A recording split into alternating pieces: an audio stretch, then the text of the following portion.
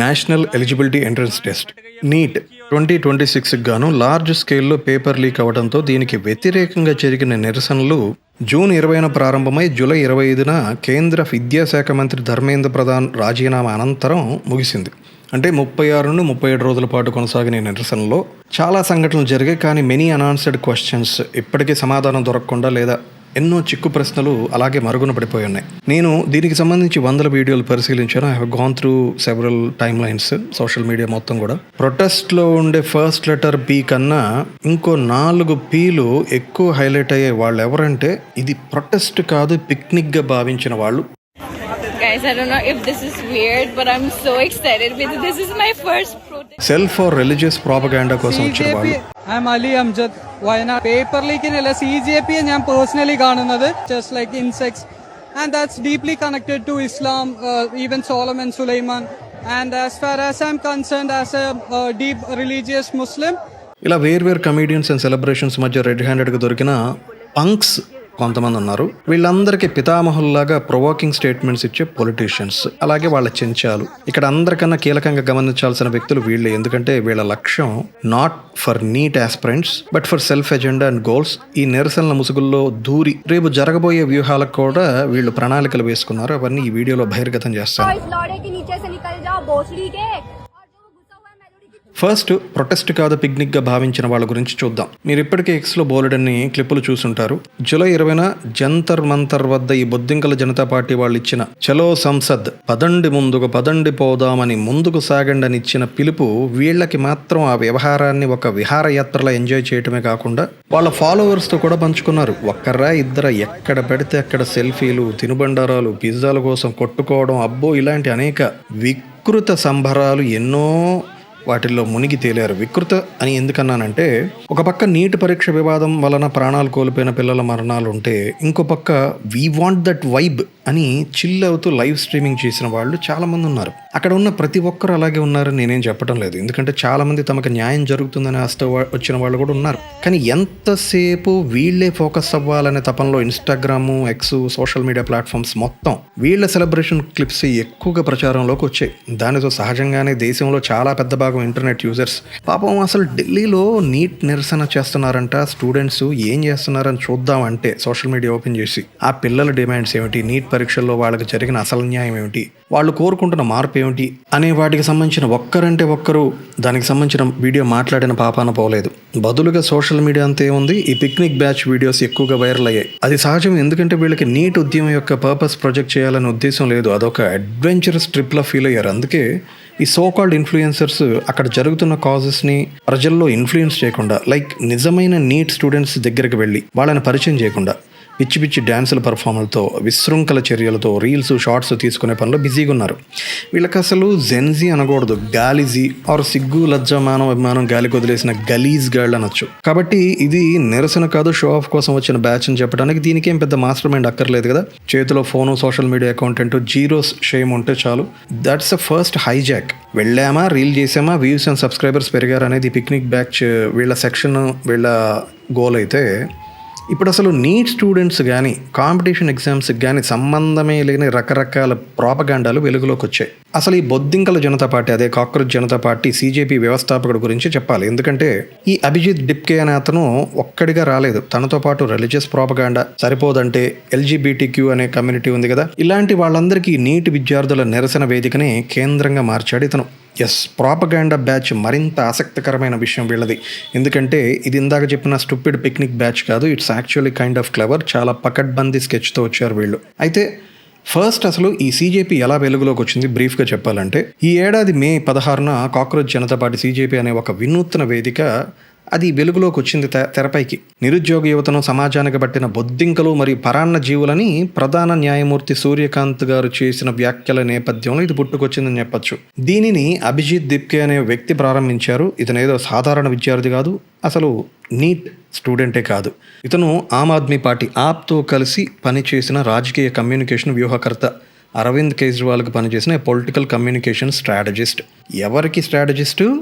మచ్చలేని అరవింద్ కేజ్రీవాల్ గారిని corruption and money laundering charges కేసెస్లో దాదాపు 5 నెలల పాటుగా జైలు జీవితం చూసిన మాజీ ఢిల్లీ ముఖ్యమంత్రి గారు ఉన్నారు కదా, ఆయనకి పొలిటికల్ కమ్యూనికేషన్ స్ట్రాటజీగా పనిచేశాడు ఈ అభిజిత్. మరి కేంద్ర ప్రభుత్వం అంటే ఆయనకి ఎంత అభిమానం ఉంటుందో మనం ప్రత్యేకంగా చెప్పక్కర్లేదు కదా, both for Arvind Kejriwal and Abhijit. అలా ఏర్పడిన ఈ బొద్దింకల పార్టీకి కేవలం కొన్ని రోజుల్లోనే 3.5 లక్షల మంది మద్దతుదారులు అంటే సైనప్స్ అయ్యారు. మరియు 2 కోట్ల మంది ఇన్స్టాగ్రామ్ ఫాలోవర్లు కూడా సమకూరారు. అయితే మే 16ని బొద్దింకల పార్టీ లాంచ్ అయినప్పటికీ కేవలం ఒక సెటైర్ మీమ్ పార్టీగానే ఉంది, కానీ అసలు వాళ్ళ ఉద్దేశం ఏంటి, లక్ష్యం ఏంటి, ఎందుకు ఇది మొదలు పెట్టారనే స్పష్టత వాళ్ళ ఫాలోవర్స్కి కాదు, ఫౌండర్స్కి కూడా లేదు. అసలు జూన్ 2026కి ముందు నీట్కి సంబంధించి బొద్దింకల జనతా పార్టీకి ఎటువంటి వ్యవస్థీకృత బహిరంగ ప్రత్యక్ష ఆన్లైన్ లేదా చిన్న గల్లీలో చేసిన నిరసనకు సంబంధించిన ఆనవాళ్లు చేపట్టినట్టు ఎటువంటి ఆధారాలు కూడా రికార్డులు లేవు. కానీ అకస్మాత్తుగా ఒక వైద్య ప్రవేశ పరీక్షకు సంబంధించిన నిరసనలో ఈ బొద్దింకలు అత్యంత బలమైన గొంతుగ్గా మారాయి. అకస్మాత్తుగా ఎందుకన్నానంటే, మీరు చూస్తే నీట్ యూజీ 2026 మే 3నే కండక్ట్ చేశారు. ముందుగా పంపిణీ చేసిన గెస్ట్ పేపర్లో ఉన్న క్వశ్చన్సే ఎగ్జాక్ట్గా అవే క్వశ్చన్స్ యాక్చువల్ క్వశ్చన్ పేపర్లో ఉన్నాయని అధికారులు దర్యాప్తులు వెల్లడైన తరువాత 12 మే 2026న ఎన్టీఏలో అంతర్గత వ్యక్తులతో సహా పలువురిని అరెస్ట్ చేశారు. దాంతో 12th మే ఎగ్జామ్స్ క్యాన్సిల్ చేశారు. అప్పుడే రీఎగ్జామినేషన్ నిర్వహించబడుతుందని కూడా చెప్పారు, కానీ ఎగ్జాక్ట్ డేట్ ఫర్ రీఎగ్జామినేషన్ మాత్రం మే 15 అనౌన్స్ చేశారు. ఫైనల్లీ నీట్ రీఎగ్జామినేషన్ జూన్ 21న జరుగుతుందని ఎన్టీఏ ప్రకటించింది. అలాగే విద్యార్థులకు వారు ఇప్పటికే కట్టిన దరఖాస్తుల రుసుములు తిరిగి చెల్లిస్తామని కూడా హామీ ఇచ్చారు. ఇది ఎప్పుడు జరిగింది? ఇదంతా మే 15న. బొద్దింకలు ఎప్పుడు లాంచ్ అయ్యింది? మే 16న. జాగ్రత్తగా గమనించాలి. వీళ్ళు మీమ్ పార్టీగా స్టార్ట్ అయ్యారు కాబట్టి ఇది నకిలీ అని నేను చెప్పడం లేదు. On a positive note, students యొక్క నిజమైన ఆగ్రహమే వీళ్ళకి ఆద్యం పోసిందని కూడా చెప్పచ్చు. ఎలా? నీట్ క్యాన్సిల్ అయ్యిద్ది, రీ ఎగ్జామ్ పెడతారని వాళ్ళేం ఊహించలేదు. బట్ అప్పటి వరకు క్లారిటీ లేని వాళ్ళకి, except for limiting themselves to satires and meme content, the brilliantly capitalised on the timing అని చెప్పచ్చు. కానీ ఇక్కడ ప్రశ్న ఏమిటంటే, ఆప్లో శిక్షణ పొందిన వృత్తిపరమైన ఒక స్ట్రాటజిస్ట్, అంటే ఒక రాజకీయ ఎత్తుగడలేసే ఒక వ్యక్తి, అతని సారథ్యంలో నడిపించే ఒక వ్యంగ్య రాజకీయ పార్టీ, సెటైర్ పార్టీయే కదా అది. How did it become the face of a student movement? Link ఏంటి? నార్మల్గా వచ్చి సంఘీభావన చెప్పడం వేరు, కానీ వీళ్ళే వేదికగా మారి ఫేస్ ఆఫ్ ది స్టూడెంట్ మూమెంట్గా ఫోకస్లోకి వచ్చారంటే, అది కూడా faster than the students themselves could organise ఈ ప్రొటెస్ట్ని. వాళ్ళకంటే వేగంగా ఒక విద్యార్థి ఉద్యమానికి ముఖ చిత్రంగా మారారంటే అది ఎవరి ఉద్యమమైనట్లు సంకేతం ఏమనిస్తుంది? Whose movement is it anymore? దానికేముంది బ్రో, వాళ్ళు చేస్తే తప్పే ఉంది. తప్పు ఒప్పుల గురించి మాట్లాడలేదు, బిహైండ్ ఇంటెన్షన్స్ క్లియర్గా ఉన్నాయి. అదేమిటంటే, అఖిలేష్ యాదవ్, అలాగే all India Trinamool Congress MP ఆ మహువా మొయిత్రా, టీఎంసీ ఎంపీ కీర్తి ఆజాద్ అనే అతను, ఇలాంటి ప్రతిపక్ష నాయకులు కూడా దీనికి మద్దతు ప్రకటించడమే కాదు, డైరెక్ట్గా వీళ్లతో పాటు వేదిక కూడా పంచుకున్నారు. సో ఎలా చూసినా that's not students organising, rather రాజకీయాల ప్రోపగాండాకు ఒక ముసుగులా మారింది. So simply that's politics finding a new costume అని చెప్పచ్చు.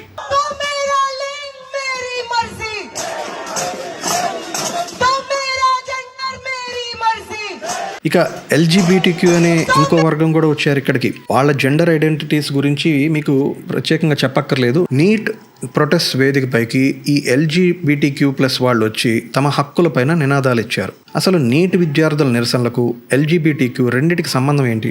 అంటే నిజంగా అక్కడ జరగాల్సిన నిరసన ఆ స్వరూపం మొత్తం మారిపోయింది కదా. అంటే ఇలాంటి కాంపిటీషన్ ఎగ్జామ్స్లో ఎటువంటి సంస్కరణలు తీసుకురావాలి, వారు విద్యార్థుల సంక్షేమం కోసం ఏ చర్యలు తీసుకోవాలనే అసలు సమస్య నుండి వీళ్ళ ప్రాపగాండాకి అక్కడ ప్రాధాన్యత ఏముంది? అసలు నీట్ ప్రొటెస్ట్ ఎందుకు ఇలా డిస్ట్రాక్ట్ చేస్తున్నారు?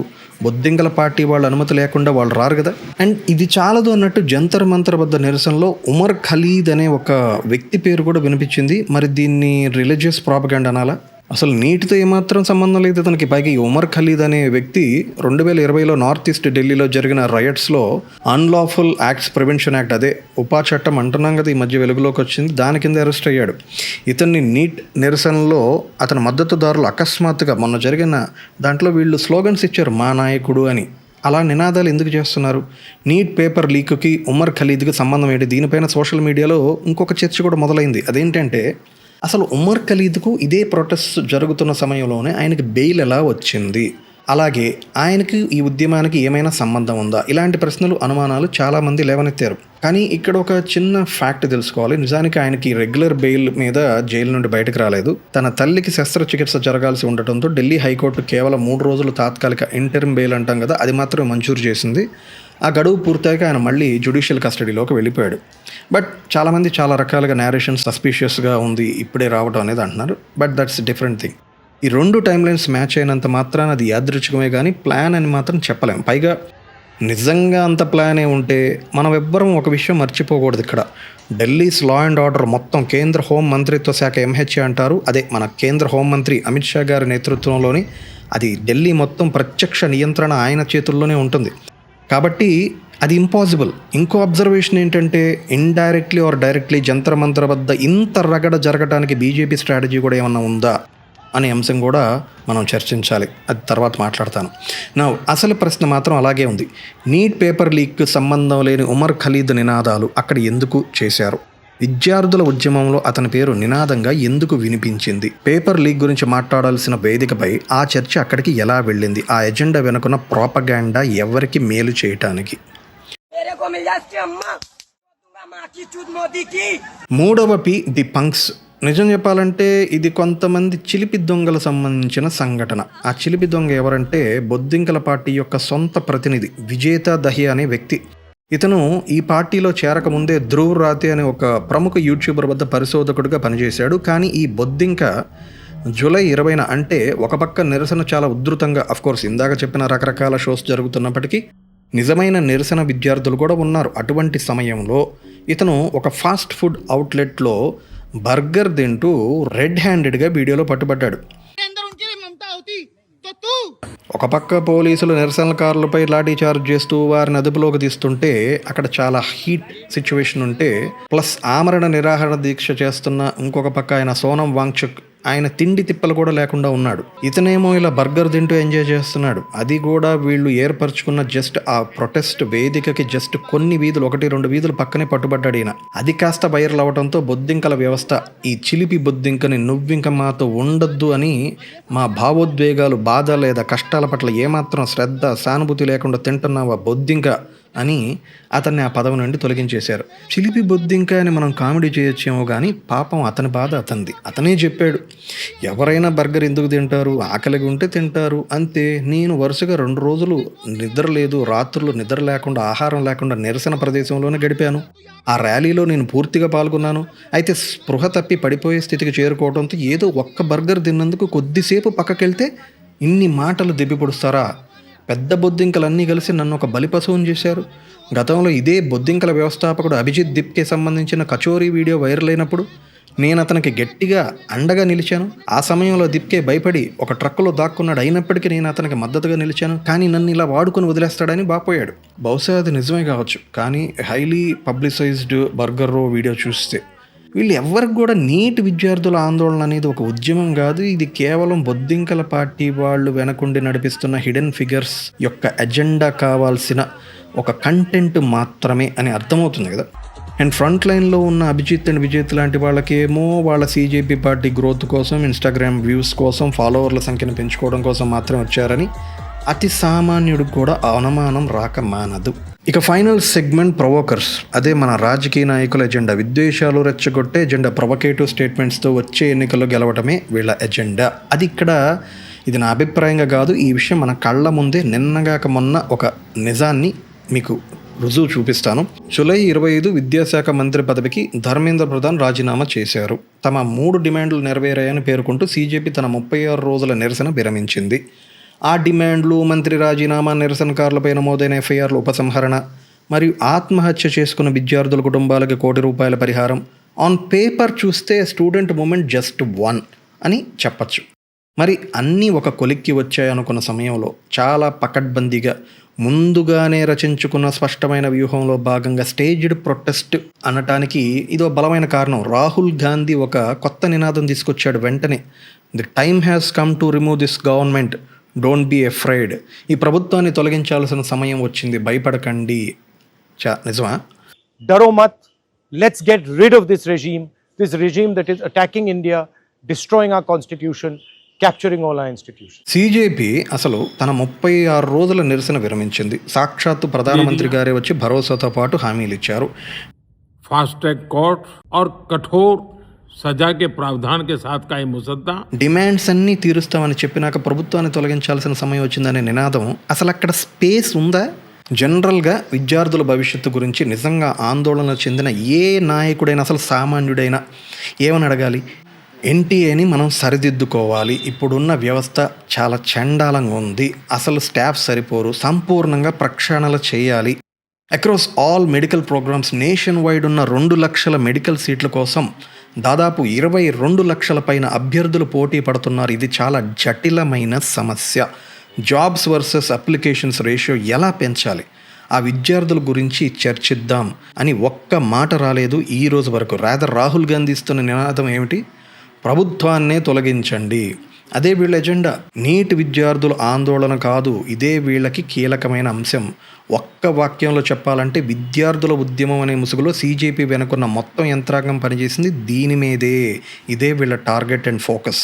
మీరే చూడండి, ఒక పక్క విద్యార్థులు తమ రాయితీని ఎట్టకేలకు పొందిన క్షణంలోనే జాతీయ రాజకీయాలు రంగంలోకి దిగేసి నీట్ ఎగ్జామ్ రిఫర్మేషన్స్ గురించి కాకుండా కంప్లీట్లీ డిఫరెంట్ గేమ్ తీసుకొచ్చారంటే స్టూడెంట్స్ని తమ ఎజెండా కోసం పావులుగా వాడుకున్నట్లే కదా.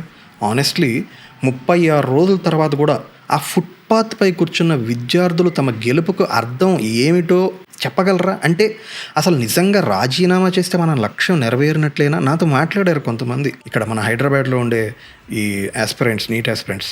అదేనా అసలైన గెలుపు? మన భవిష్యత్తు మారిపోతుందా? ఎందుకంటే ధర్మేంద్ర ప్రధాన్ రెసిగ్నేషన్ చేసినప్పటికీ పేపర్ లీక్ ఆర్ ఫ్యూచర్లో ఎటువంటి స్కాండల్స్ ఎప్పటికీ జరగదనే స్పష్టమైన హామీ ఇంకా రాలేదు. అది డిమాండ్ చేశాడే ఒక్కడైనా. కానీ రాహుల్ గారు మాత్రం గంటల వ్యవధిలోని ఏంటి ఫ్రెండ్స్ మీకు ఇంకా ఫ్యూచర్ అర్థం కావట్లేదా, నేను డిసైడ్ చేస్తాను, come let's change the government, నన్ను పిఎం చేయండి అని చెప్తున్నాడు. And notice what that does. Actual technical question ఏముండాలి అక్కడ? అసలు నీట్కి పర్మనెంట్ ఫిక్స్ వచ్చిందా? భవిష్యత్తులో లీక్స్ జరగకుండా టెక్నికల్ ఏ మెజర్మెంట్స్ తీసుకొస్తున్నారు? కొత్తగా వచ్చిన మంత్రి నిజంగా వ్యవస్థాగతంగా ఏమైనా విప్లవాత్మకమైన మార్పు తీసుకొచ్చారా లేదా ప్రతిపాదిస్తున్నారా? అట్లీస్ట్ ఈ ప్రశ్నలన్నీ భూస్థాపితం చేసి ఇది గవర్నమెంట్ వర్సెస్ అపోజిషన్గా మార్చారు. బీజేపీ వర్సెస్ కాంగ్రెస్ అనేది ఫోకస్లోకి తీసుకొచ్చేసేసాడు ఈయన. అంటే ఈ నిరసనకు అసలైన కారకులైన విద్యార్థులు వార్తల్లో హెడ్లైన్స్ అవ్వకుండా పైకి జెన్జీ హీరోస్ అంటాడు, కానీ జెన్జీ ప్రధాని అవ్వాలని ఎందుకు నినాదం ఇవ్వలేదు? చెప్పచ్చు కదా, నేను దశాబ్ద కాలంపై నుండే ఎన్నో రాజకీయ ఎత్తుగడలు, ఎన్నో IND ఎలియన్స్ ఇట్లాంటివి ఎన్నో వేశాం, కానీ మోడీ గారు నా మాట పట్టించుకోలేదు, ఆయన నేను ఓడించలేకపోయాను. ఈరోజు జెన్జీ శక్తి చూపించింది కాబట్టి నేను ఇంకా రాజీనామా చేస్తున్నాను, నా ప్లేస్లో కాంగ్రెస్ తరపు నుండి జెన్జీయే ప్రధానిగా చేస్తాను అని. మీ దృష్టిలో అదే కదా మీ లాజిక్ బట్టి. ఒక తప్పు జరిగితే ఆ నేరం ఎగ్జిక్యూట్ చేసే అధికారులు లేదా కాంగ్రెస్ పాలిత రాష్ట్రాల ముఖ్యమంత్రులకు మాత్రం పట్టదు. సెలెక్టివ్గా దానికి బాధ్యత అంతా పూర్తిగా కేంద్ర మంత్రిదే అన్నప్పుడు ఇండియన్ నేషనల్ కాంగ్రెస్ INCకి మీరు ప్రధానమంత్రి అభ్యర్థిగా ఉన్న మీరు రేస్లో మీరే కదా ఉంది, మీరే కదా ప్రధాని అవ్వాలనుకుంటుంది. ఇన్నేళ్లుగా మీరున్నా కూడా అపోజిషన్ లీడర్గానే పరిమితం అయిపోయారంటే తప్పు కార్యకర్తలది లేదా తోటి సభ్యులది కాదు, పూర్తి బాధ్యత నాదే అని మీరే వహించి అనౌన్స్ చేయండి. I failed every time to bring Congress to power, hence I am announcing Gen Z is the future PM candidate from Congress party అని. న్యూస్ పేపర్లో ఎక్కడో లాస్ట్ పేజీలో పడే మున్సిపాలిటీ యాడ్ లాగా, సినిమాలో గుర్తుపట్టలేని బ్యాక్గ్రౌండ్ ఆర్టిస్ట్ లాగా స్టూడెంట్స్ని పడేసి ఎక్కడో మూలన హెడ్లైన్స్లో హీరోలుగా మీరే ఉండి రండి ప్రభుత్వాన్ని కూలుద్దాం, నన్ను ప్రధాని చేయండి అని అడగటం అంటే ఏమనుకోవాలి మీ ఎజెండా? చూశారు కదా, picnic, propaganda, punks, provoking politicians, 4 వేర్వేరు బృందాలు, 4 వేర్వేరు ఎజెండాలు. వాటిలో ఏది నిజానికి నీట్ పరీక్షకు సంబంధించింది కాదు. అది మనకి స్పష్టమైంది, ఈ వీడియోస్ అన్నీ చూస్తే తెలుస్తుంది. కానీ వీళ్ళందరూ భూస్థాపితం చేసిన ఒక సత్యం ఏమిటంటే, అంటే మనం ప్రజలకు అసలు చర్చించాల్సిన అంశం ఏంటంటే, ఇక్కడ పరీక్ష వివాదం ఉధృతంగా ఉన్న సమయంలో కనీసం 12 మంది నీట్ అభ్యర్థులు విషాదకరంగా ఆత్మహత్య చేసుకున్నారు. ఇది అఫీషియల్. అన్అఫీషియల్గా ఎంతమంది ఉన్నారు తెలియదుగా పాపం. వాళ్ళ ఇళ్ళకి వెళ్ళి అసలు ఎందుకు ఇలా చేసుకున్నారు అని వాళ్ళ పేరెంట్స్తో కానీ, వాళ్ళు చదివిన కాలేజెస్లో కానీ, వాళ్ళ ఫ్రెండ్స్తో కానీ అడిగి తెలుసుకున్న ఒక్క వీడియో అయినా మీరు చూసారా? ఒక్కడు కూడా లేదు కదా. అది కదా మనం తెలుసుకోవాల్సిన సత్యం. అసలు వాళ్ళ గురించి, వాళ్ళ ఆవేదన గురించి వెలుగులోకి ఎందుకు రావటం లేదు? ఆ వార్తలు కదా మనం చర్చించాల్సింది. వారిలో ఎవరి గురించి అయినా ఎవరు ఒక్క రీలు కూడా, వీడియో కూడా ఎందుకు చేయలేదు? ఎందుకు?